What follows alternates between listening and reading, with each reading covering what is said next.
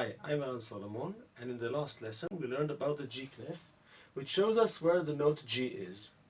Here it is, on the second line from below, that's the note G. And the one below it, as we see here, is an F, of course. And below F there's an E. And then the D, and then we talked about the situation where the note digresses from the staff. The D is still okay, but the C below that, below the D, the C has to use this little help line, which makes the C the shape of the sign of the London Underground trains. We draw it with as a circle with a little line inside of it. And now, so that's the C. What about the B, which is below that? If we go even further down, then we have this. Then we draw it like this. We still use the little line, the little help line, and we draw the B just as we have drawn the D below the staff. And if we go to the A below that, we write it with two help lines, etc., etc. So that's the B, and that's the A. Now the C is very important because this C is called central C. That's the central C. It sounds like this. Its frequency is 256 hertz vibrations per second, and it is called central because it is really usually in the center of the piano keyboard.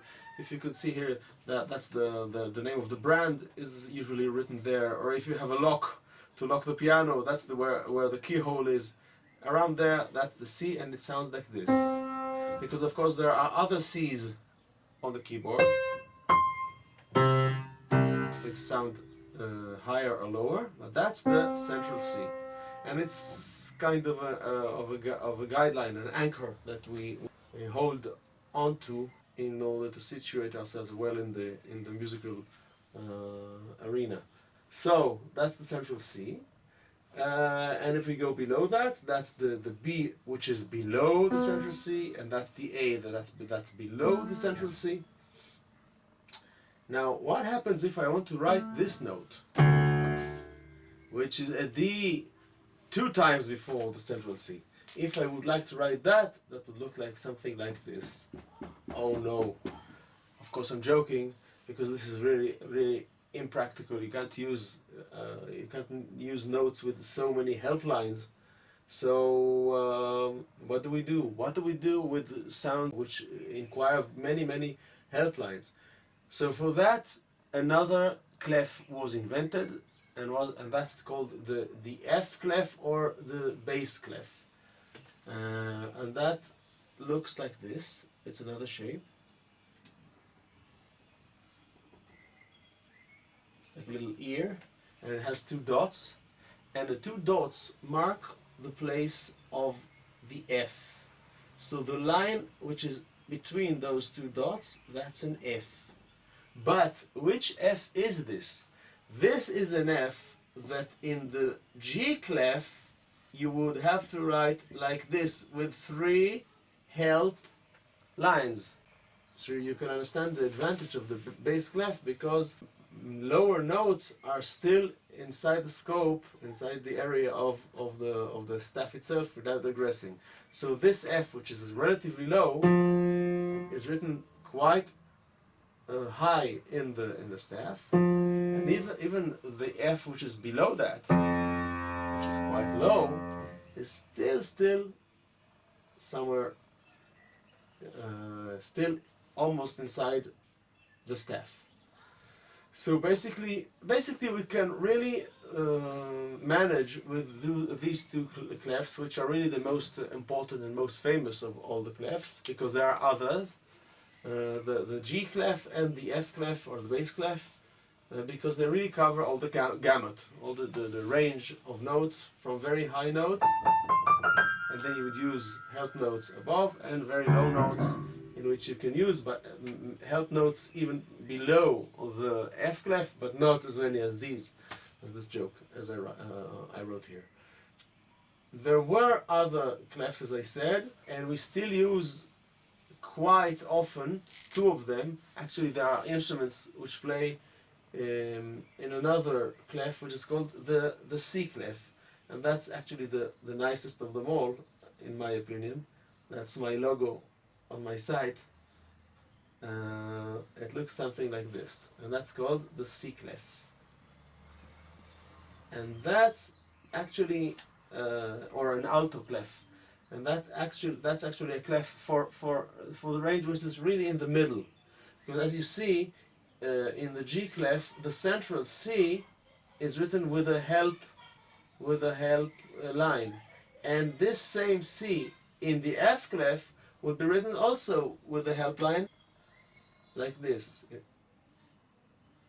Exactly a mirror image of the central C. That's also a central C. It sounds like this. And that's written with another relatively high on the F clef with a help note. But the alto clef, in the alto clef, the central C is here. So central C, which in the G clef would be written here like this, or in the F clef written like this. In the alto, which is really the range where alto singers sing really very comfortably. They have all their music very conveniently inside the staff and not outside. So that's the C clef. But alto singers today do not sing with this clef, but with the G clef. Actually, there is an instrument which uses only the C clef, and that's the viola. The viola, which is a kind of a large violin, which plays a little lower than a violin, uses this clef, unless it really goes high, and then it changes to the G clef. And another use of the C clef is the tenor. That's the C clef which is called alto. There is another C clef which is called the tenor C clef. As you can see, the shape is the same shape as the alto C clef, but it's written a line, a horizontal line, one above the other. So the central C is that for the tenor C clef. C clef, tenor. And that's used for lower instruments when they go relatively high. Say cello. Cello usually plays with the F clef, but when it goes quite high, it is customary to switch to the tenor clef. And also bassoons, when they go up, they use this clef. So now we know all the clefs, the G clef and the F clef, and also the C clef, which you may encounter, but usually we use only these two. I want to show you something nice, which is a bit of history of music, which I also very much like, and that's I won't have to talk. You just look at this. You remember the note G. The note G is written like this.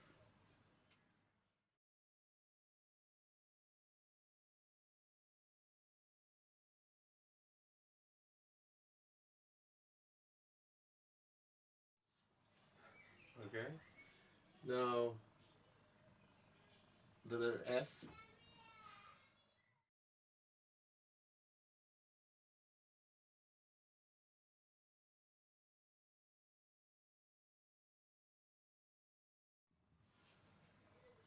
And the letter C.